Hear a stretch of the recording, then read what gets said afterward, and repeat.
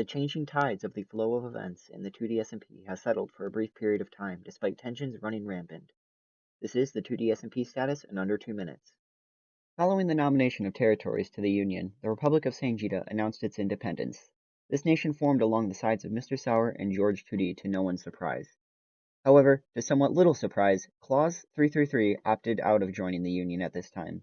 And, to no one's surprise, Moon Harpy and Septic Owl both opted out of joining the Sanguinian Republic. Now what does this mean for incoming 2D members? Let's break this down for you. Claus, after opting to abstain from joining Sangita, chose to sever some of his territory into a demilitarized international zone while retaining some land for himself and his castle. Sangita has agreed to this and will respect this new zone, meaning that this new zone, while not independent, is free from other influences and establishments of governments. Septic Owl announced his intentions after abstaining from joining the nation. Septic announced his territory, unlike Claus's portion of his territory, will not be demilitarized. However, he did say that there were stipulations to this. He announced that he will harbor anyone and everyone who seeks shelter, providing a sanctuary for those seeking refuge. Despite Sangitan protests, Septic will not elect to hand over outlaws of Sangita and will act with aggression should Sangita attempt to forcefully retrieve these outlaws.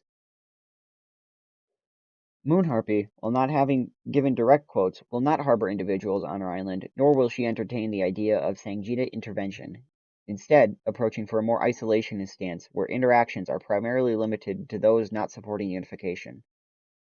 Finally, George and Mr. Sauer. George and Mr. Sauer both agreed to opt in to the Sangitan Republic and allowed their territories to be ruled by Sangita. However, since Sangita is so young, their first few moments will be hard for them, as they need to create districts, laws, and establish foreign relations.